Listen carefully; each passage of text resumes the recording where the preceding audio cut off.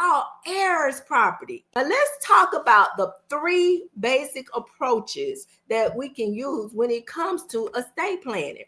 What happens when you pass away and you don't have a plan?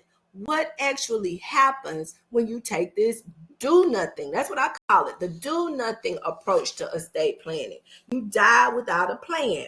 But there is a technical term or legal term that is used to describe this approach. It's called dying intestate. Dying intestate. You die without a valid will or a valid way to distribute your assets and your interests. Now, the do nothing approach, although it is often used in our community, but it leaves behind a lot of problems for us, family.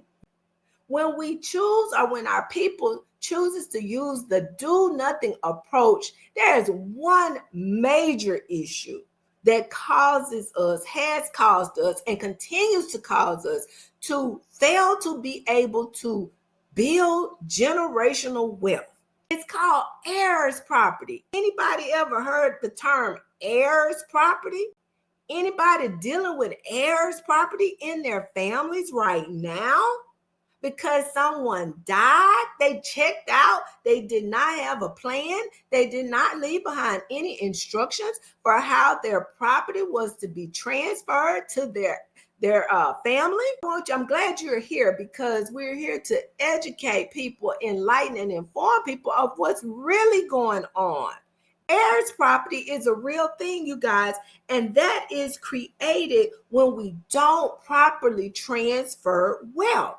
Now, you may be saying, well, what's wrong with that? What's wrong with heirs property?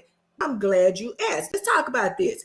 Heirs property, I got to tell you what it is: land inherited by multiple descendants of a deceased owner who died without a will, resulting in what's called undivided fractional shares, all held by the heirs.